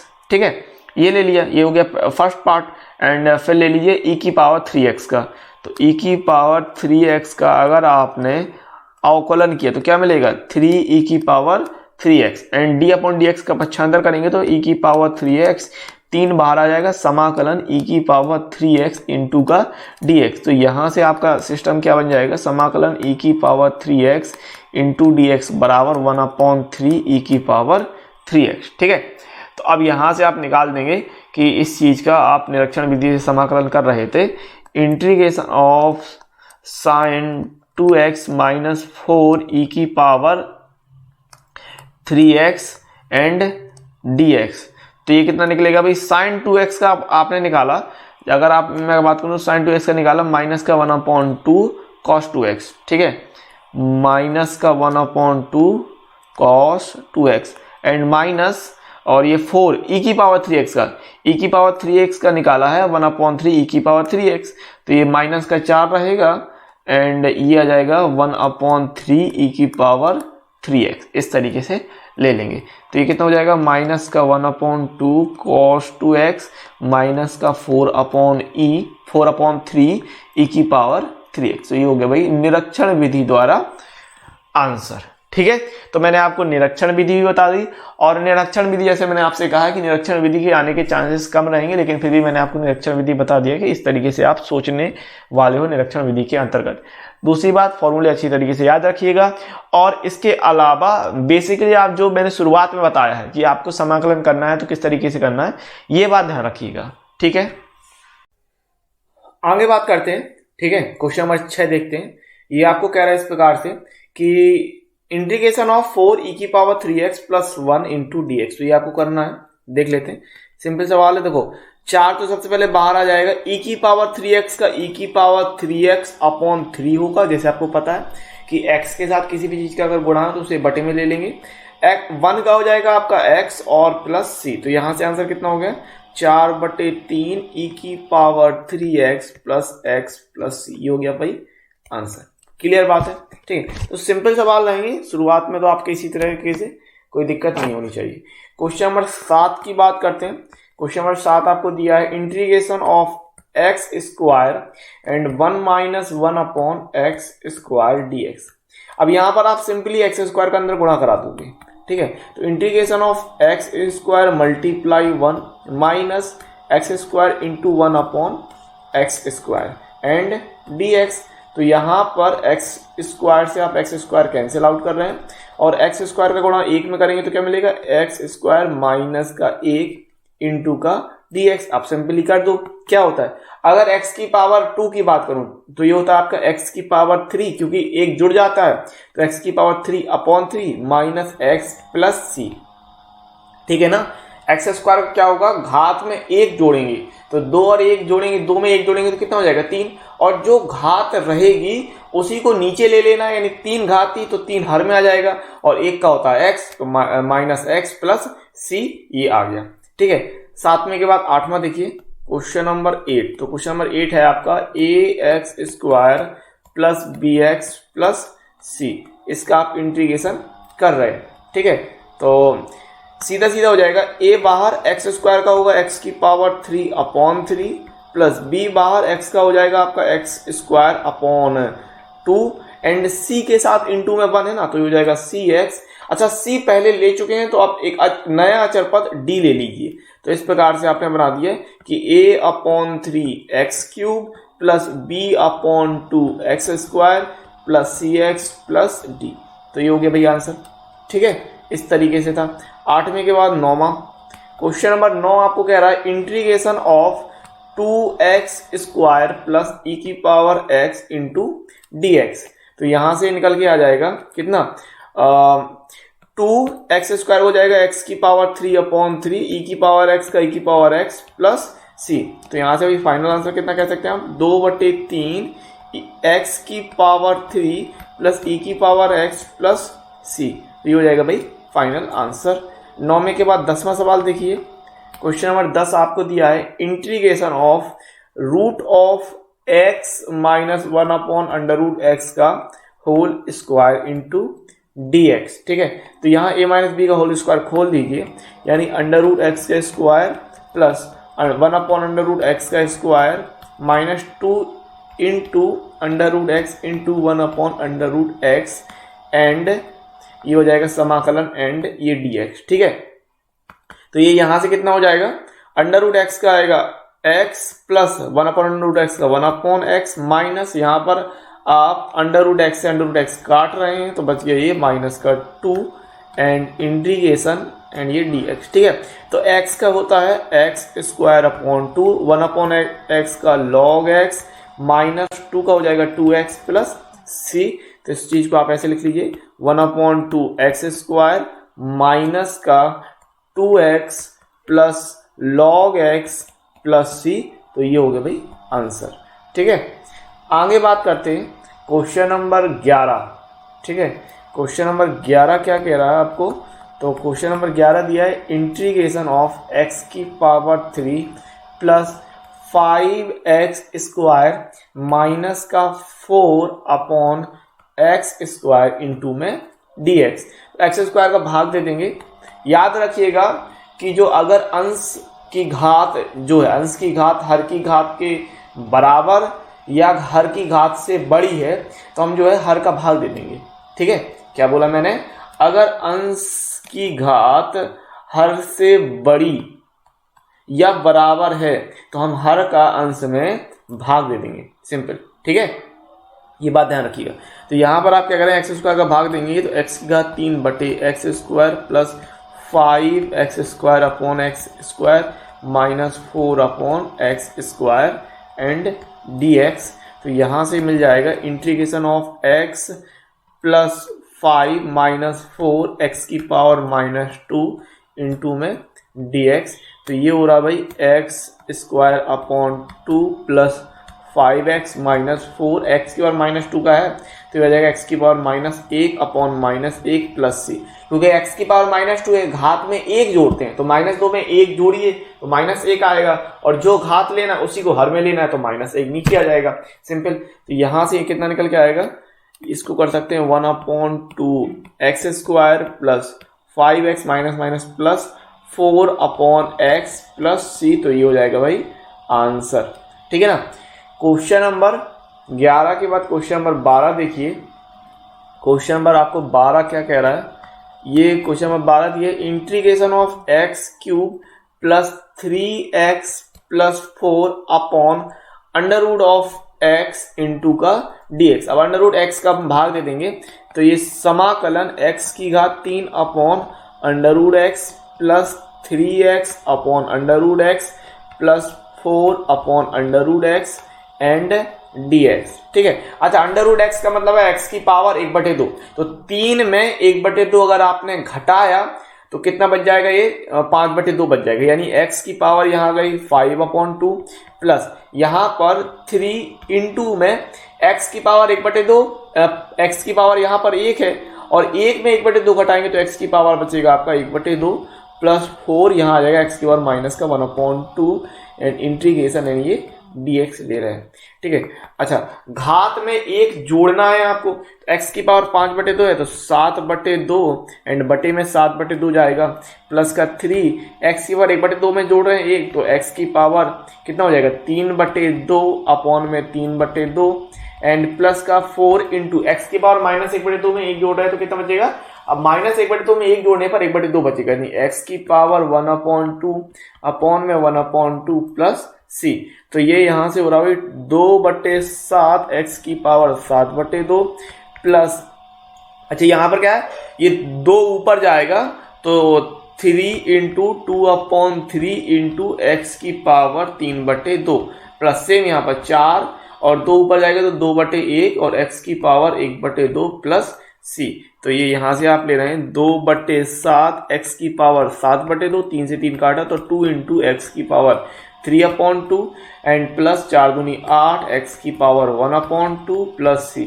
तो ये हो जाएगा भाई फाइनल आंसर। क्वेश्चन नंबर कौन सा था आपका, क्वेश्चन नंबर 12, 2/7 एक्स की पावर 7/2 प्लस 2 एक्स की पावर 3/2 प्लस 8 एक्स की पावर 1/2 को आप अंडर रूट एक्स लिख सकते हैं प्लस सी, इस तरीके से हो जाएगा। तो ये हो गया क्वेश्चन नंबर 12। क्वेश्चन नंबर 13 की बात कर लेते हैं। क्वेश्चन नंबर 13 आपको कह रहा है इंटीग्रेशन ऑफ एक्स की power 3 minus x square plus x minus 1 upon x minus 1 into D X. तो देखो भाई ऊपर गुणनखंड हो जाएंगे, ऊपर वाले अंश का जो है गुणनखंड कर सकते हो आप, एक्स स्क्वायर निकाला तो गया एक्स माइनस 1 और प्लस 1, यहाँ प्लस एक्स था ना, हाँ तो प्लस एक्स है तो प्लस का 1 निकालोगे तो ये बच जाएगा एक्स माइनस 1 अपॉन में एक्स माइनस 1 इंटू में डी एक्स। तो कॉमन कितना निकल रहा है, x minus 1 and x square plus 1 upon x minus 1 into में डी एक्स, सिंपल। तो ये x माइनस वन आप कैंसिल आउट कर रहे हैं तो यहां से बच गया अब integration of X square plus 1 and D X, तो कितना निकलेगा x की घात 3/3 प्लस एक्स प्लस सी, ठीक है, तो ये हो जाएगा आंसर। क्वेश्चन नंबर 14 देखिए, क्वेश्चन नंबर 14 आपको क्या दिया है, ये कह रहा है भाई integration of 1 minus X and under root of X D X. अब सिंपली आप अंडर रूट एक्स का अंदर गुणा कर देंगे तो 1 multiply under root X minus X multiply under root X और इस चीज का आप समाकलन कर रहे हैं तो ये हो जाएगा भाई x की पावर 1/2 माइनस, अब यहाँ पर है x की पावर 1 और ये x की पावर 1/2 तो कितना हो गया x की पावर 3/2, तो ये माइनस में x की पावर 3/2 और ये इंटीग्रेशन कर रहे हैं इस चीज का, तो कितना निकलेगा x की पावर 1/2 में 1 जोड़ है तो कितना हो जाएगा 3/2 और बटे में 3/2 माइनस 3/2, घात में 1 जोड़ना है याद रखिएगा, तो 3/2 में 1 जोड़ रहे हैं तो 5/2 निकल के आएगा, घात हो जाएगी 5/2 और जो घात लेना है उसी को हर में ले लेना है प्लस सी ले लेना है, तो यहां से आंसर हो गया 2/3 x की पावर 3/2 माइनस का 2/5 x की पावर 5/2 प्लस का c हो गया भाई आंसर, ठीक है। तो ये हो गया आपका क्वेश्चन नंबर 2/3 x की पावर 3/2 माइनस 2/5 x की पावर 5/2 प्लस सी, ये हो गया क्वेश्चन नंबर 14। क्वेश्चन नंबर 15 की बात कर लेते हैं। क्वेश्चन नंबर 15 कह रहा है integration of under root X and 3x square plus 2x plus 3 and dx। अब सिंपली अंडर रूट एक्स का आप अंदर गुणा कर रहे हैं तो यहां पर ले लिया आपने कि 3x स्क्वायर और गुणे में x की पावर 1/2 प्लस 2x और गुणे में x की पावर 1/2 प्लस 3x की पावर 1/2 एंड ये dx, ठीक है। अब इसको हल और करेंगे तो 3x की पावर 2 है और 1/2 तो 2 दूनी 4 1 5 तो x की पावर 5/2 हो गया प्लस यहाँ पर 2, यहाँ पर x की पावर 1 और 1/2 जोड़ेगा तो x की पावर 3/2 हो जाएगा प्लस ये 3x की पावर 1/2 एंड ये dx, ठीक है। तो यहां से आप कर रहे हैं 3 इंटू एक्स की पावर 5/2 है तो घात में 1 जोड़ना है तो 5/2 में 1 जोड़ेंगे तो 7/2 एंड बटे में 7/2 प्लस 2 इंटू यहाँ पर आ जाएगा 3/2 में 1 जोड़ा तो 5/2 और बटे में 5/2 रहेगा प्लस 3 इंटू एक्स की पावर 1/2 में घात में 1 जोड़ेंगे तो कितना हो जाएगा 3/2 और बटे में 3/2 और प्लस का c लेके चलेंगे तो ये कर रहे हैं 3 इंटू 2/7 इंटू एक्स की पावर 7/2 2 इंटू 2/5 इंटू एक्स की power 5/2 plus 3 into 2/3 into X की पावर 3/2 प्लस c। तो यहाँ से कितना मिल गया 3 दूनी 6/7 एक्स की पावर 7/2 प्लस 4/5 एक्स की पावर 5/2 प्लस 2 इंटू, क्योंकि ये 3 से 3 कट जाएगा भाई, ये ऊपर नीचे 3 से 3 आप काट रहे हैं, एंड 2 इंटू एक्स की पावर 3/2 प्लस सी। तो ये हो गया फाइनल आंसर। 6/7 एक्स की पावर 7/2 प्लस 4/5 एक्स की पावर 5/2 प्लस 2 एक्स की पावर 3/2 प्लस सी। ठीक है, क्वेश्चन नंबर 16 देखते हैं भाई। क्वेश्चन नंबर 16 आपको कह रहा है इंटीग्रेशन ऑफ 2x माइनस का 3 cos x प्लस का e की पावर x एंड dx। अब इस सवाल में तो कुछ है नहीं है, एक ही लाइन का सवाल है।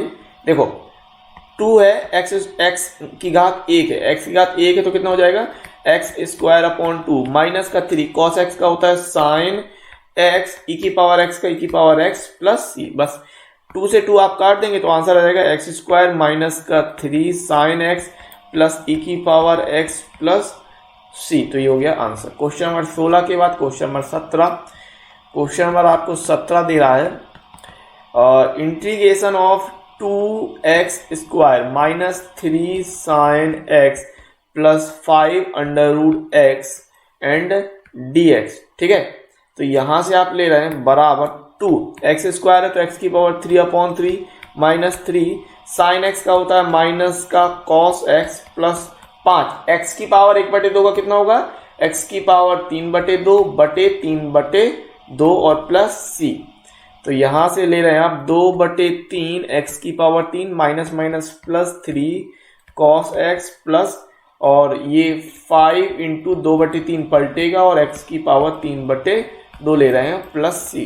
तो यहां से आंसर आ गया 2/3 x की power 3 plus 3 cos x plus 5 दूनी 10/3 x की पावर 3/2 प्लस c। तो ये हो गया question number 17। Then question number 18 की बात कर लीजिए, क्वेश्चन नंबर 18। ठीक है, तो भाई क्वेश्चन नंबर 18 आपको कह रहा है कि integration of sec x and sec x plus 10x। तो इस सवाल में भी कुछ नहीं है, sec x का आप अंदर गुणा करेंगे और फॉर्मूला लगा देंगे।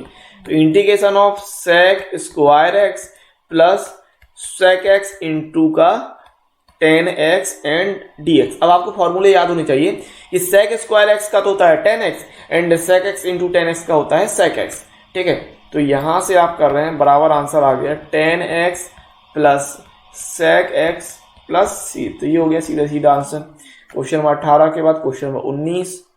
क्वेश्चन नंबर 19 देखते हैं। क्वेश्चन नंबर 19 क्या है, integration of sec² x upon में cosec है, अपॉन में cosec² x dx। तो पहले तो इसको साइन कॉस में कन्वर्ट कर लेते हैं।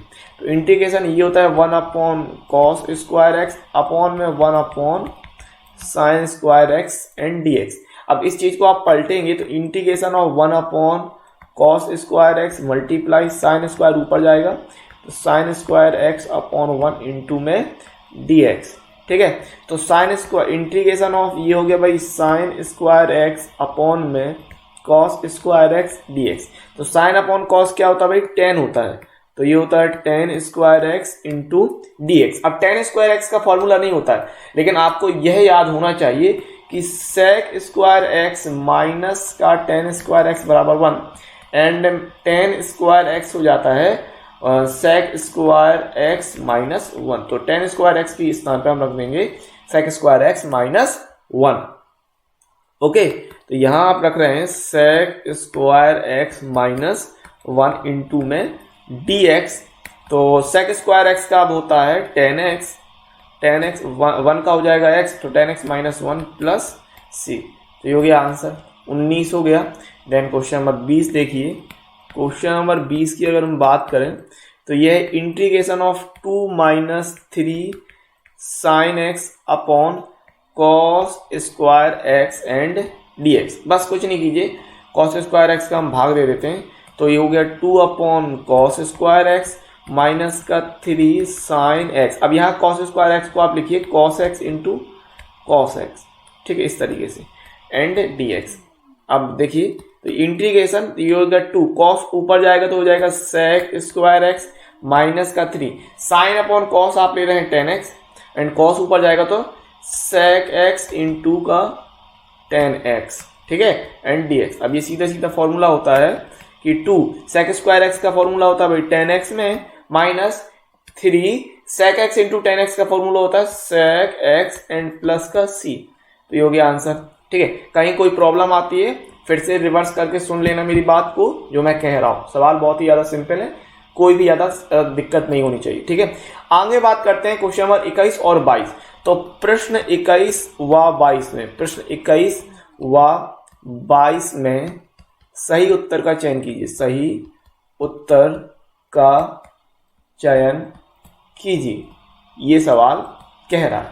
ठीक है, तो वो क्वेश्चन नंबर 21 की बात कर लेते हैं। क्वेश्चन नंबर 21 में आपको दिया है कि under root X plus 1 upon under root X का प्रति अवकलज है, का प्रति अवकलज, का प्रति अवकलज है। यहां पर आपको 4 ऑप्शन दिए हैं, option number A, B, C and D. ठीक है, तो अगर मैं ऑप्शन नंबर ए की बात कर लेता हूं तो ये ऑप्शन नंबर दिया है 1/3 एक्स की पावर 1/3 प्लस 2 इंटू एक्स की पावर 1/2 एंड प्लस सी ये दिया। बी दे रहा है 2/3 एक्स की power 2/3 plus 1/2 X square plus सी।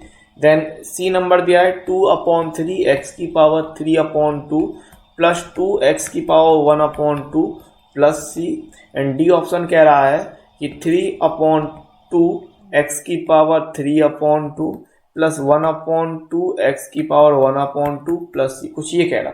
तो सवाल देख लेते हैं। सबसे पहले इंटीग्रेशन आपको करना है under root X plus 1/√x X का एंड ये dx। तो कितना हो जाएगा, x की पावर 1/2 प्लस x की पावर माइनस का 1/2 एंड dx।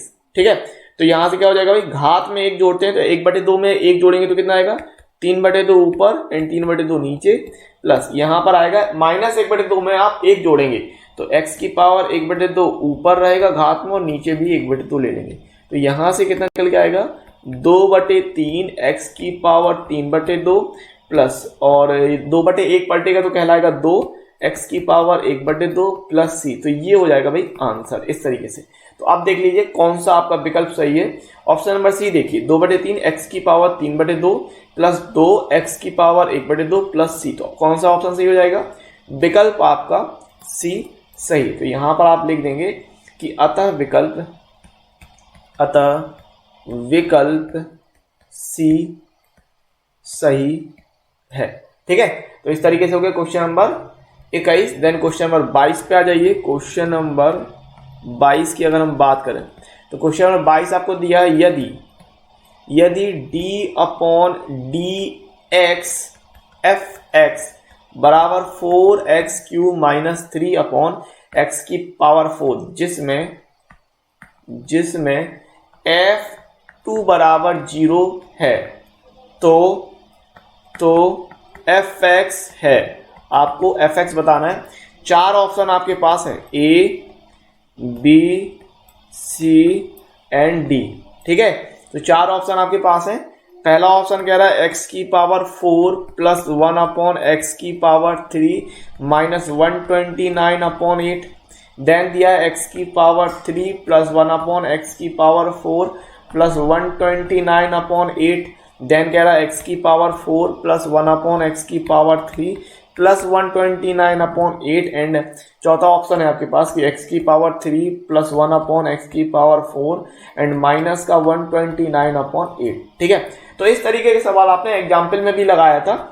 सवाल आपको दिया है d/dx एंड fx बराबर 4x³ माइनस 3/x की पावर 4। तो d/dx का जब आप पक्षांतर करेंगे तो ये हो जाएगा भाई इंटीग्रेशन ऑफ 4x की पावर 3 माइनस 3/x की पावर 4 एंड dx। ठीक है, इसका समाकलन कर लें तो 4x की पावर 3 का हो जाएगा x की पावर 4/4 एंड माइनस का 3 1/, ये यहाँ पर एक्चुअली में इस तरीके से ले लीजिए 4x की पावर 3 माइनस 3, x की पावर 4 नीचे है ना तो ये जाएगा x की पावर माइनस का 4 एंड dx।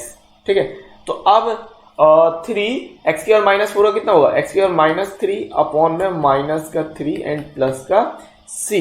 तो 4 से 4 काटा है तो x की पावर 4 और माइनस माइनस प्लस हो जाएगा, 3 से 3 कट जाएगा, 1/x की पावर 3 हो जाएगा प्लस सी एफ एक्स। अब आपसे कह रहा था कि चूंकि F2 बराबर 0 तो यहां पर F2 के हिसाब से कितना बनेगा 2 की पावर 4 प्लस 1/2 की पावर 3 प्लस सी बराबर 0। तो यहाँ सी की वैल्यू निकालना है, इसको मान लेंगे समीकरण नंबर 1। सो ये हो रहा 16 प्लस 1/8 प्लस सी बराबर 0। देन सी बराबर हो गया माइनस का 16 माइनस का 8, लासा आएगा 8, 16 8 128 तो 128 माइनस 1 सी। तो सी की वैल्यू यहां से कितनी आ गई माइनस का 129/8। देन आपने कह दिया कि समीकरण 1 से एफ एक्स बराबर एक्स की पावर 4 था, x की पावर 4 प्लस 1/x की पावर 3, x की पावर 4 प्लस 1/x की पावर 3, c की वैल्यू रख रहे हैं माइनस का 129/8। तो ये ऑप्शन कौन सा सही है देख लीजिए, x की पावर 4 प्लस 1/x की पावर 3 माइनस का 129/8। देखिए प्लस का 129 नहीं है, प्लस का 129 नहीं है, तो ये option number C and option number B cancel हो गया, ठीक है। एंड यहां पर x की पावर 3 एंड x की पावर 4 ये गलत है, तो ये ऑप्शन नंबर भी गलत हो गया। तो कौन सा ऑप्शन सही है, विकल्प आपका ए सही हो रहा है, ठीक है। विकल्प कौन सा सही हो रहा है, विकल्प नंबर ए आपका सही हो रहा है, ठीक है। तो इस तरीके से सवाल था, देख लीजिए कहीं कोई लफड़ा, कहीं कोई दिक्कत, कहीं कोई परेशानी, आत्मा में परेशानी, दस्त, हिचकोले, कोई भी परेशानी हो रही है तो आप समझ लीजिएगा, ठीक है। और इसमें आपको कोई भी समस्या नहीं होनी चाहिए। बहरहाल सवाल को देख के आपको दस्त नहीं लगेंगे, इतनी तो बात है, बहुत सिंपल सवाल है ना। बस मजा आ गया, मौज कर दी कि नहीं करती, बेहतरीन तरीके से एक्सरसाइज लगाइए और मौज करके एक्सरसाइज लगाइए, बता दीजिए मजा आया हो तो गारंटी है आपको, बता दीजिए मजा आ गया आपको, है ना। हाँ, अतः विकल्प आया कि नहीं आया, अतः विकल्प ए सही है, ठीक है। तो ये हो जाएगा भाई एक्सरसाइज 7.1 इस तरीके से समाप्त हो गई। आ गया मजा, तो अगर मजे इसी तरीके मजे चाहिए तो चैनल को सब्सक्राइब कर लीजिए और वीडियो अगर आपको अच्छा लग गया था वीडियो को लाइक करने के साथ साथ अपने दोस्तों के साथ शेयर भी कर सकते हैं। कमेंट्स करके बताइए कि वीडियो आपको कितना अच्छा लगा। मिलते हैं अगले लेक्चर के साथ।